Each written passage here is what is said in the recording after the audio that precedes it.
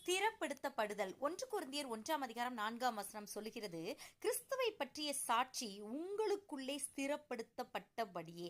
அதாவது Jesus Christ பற்றிய விஷயங்கள், அவரை குறித்த உண்மைகள் உங்களுக்குள்ளே எவ்வளவு ஸ்திரப்பட்டு இருக்குதோ அந்த அளவுக்கு அவர் நம்மை ஸ்திரப்படுத்துவார். எதுவரை? முடிவு பரியந்தம் வரை அவர் நம்மை ஸ்திரப்படுத்துவார். எதுல ஸ்திரப்படுத்துவார்னா, இந்த டே ஆஃப் ஜட்ஜ்மெண்ட்ல நாம் குற்றம் சாட்டப்படாதவர்களாய் இருக்கும்படியாக முடிவு வரை அவர் நம்மை ஸ்திரப்படுத்துவார். இந்த உலக வாழ்க்கையில எத்தனையோ போராட்டங்களும் பாடுகளும் இருந்தாலும் கூட நாம் நம்முடைய கர்த்தராகிய இயேசு கிறிஸ்துவின் நாளில, அதாவது நம்ம மனிதர்களாகிய நம்ம எல்லாருக்குமே ஒரு நாள், டே ஆஃப் ஜட்ஜ்மெண்ட் இருக்கு, டே ஆஃப் கிரைஸ்ட்னு சொல்லுவாங்க. அதாவது ஒரு எல்கேஜி குழந்தையா இருந்தால் கூட அந்த குழந்தை அந்த எல்கேஜி முடிக்கிறதுக்கு முன்பாக ஒரு ஆனுவல் எக்ஸாம் இருக்கும். அதே மாதிரி தான் நமக்கும், மனிதர்களாகிய நமக்கும் ஒரு முடிவு நாள் உண்டு, ஒரு நியாய தீர்ப்பின் நாள் உண்டு. அந்த நாளிலே நாம் குற்றம் சாட்டப்படாதவர்களாக இருக்கும்படியாக கர்த்தர் நம்மை ஸ்திரப்படுத்துவார். ஓகே, இதுல நம்ம ஒரு வார்த்தை பார்க்கலாம், கிறிஸ்துவை பற்றிய சாட்சி உங்களுக்குள்ளே ஸ்திரப்படுத்தப்பட்டபடியே. சாட்சினா என்ன? புரியாத மாதிரி இருக்கா? the 1 John 5:11 says, தேவன் நமக்கு நித்திய ஜீவனை தந்திருக்கிறார், அந்த ஜீவன் அவருடைய குமாரனில் இருக்கிறது என்பதே அந்த சாட்சி.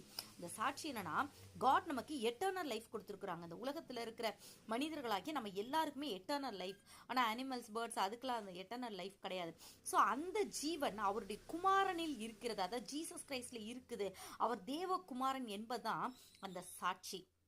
ஸோ இதை நம்ம விசுவாசிக்கும் போது தான் நம்ம வாழ்க்கை ஆசீர்வாதமாக இருக்கும். நம்ம அந்த எட்டர்னல் லைஃப்ல மகிழ்ச்சியோடு கூட பரலோகத்தில் வாழ முடியும். பாருங்களேன், இந்த 12th verse சொல்லுது, குமாரனை உடையவன் ஜீவனை உடையவன், தேவனுடைய குமாரன் இல்லாதவன் ஜீவன் இல்லாதவன். ஸோ இந்த உலகத்துல தான் தேவகுமாரனை நாம் நம் வாழ்க்கைக்குள்ள அனுமதிப்பதும் அனுமதிக்காமல் இருப்பதும் நம்ம கையில தான் இருக்கு.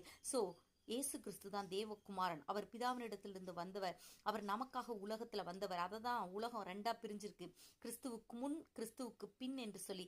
நம் ஒவ்வொருவருடைய வாழ்க்கையிலும் கூட கிறிஸ்துவுக்கு முன் கிறிஸ்துவுக்கு பின் என்ற வாழ்க்கை இருக்கிறது.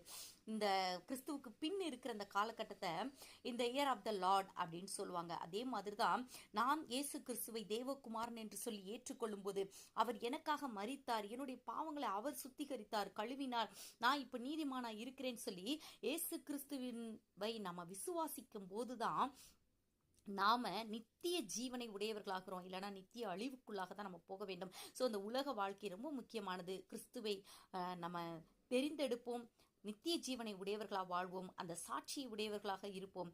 கடைசி வரை நம்மை நிறுத்துவார். God bless you.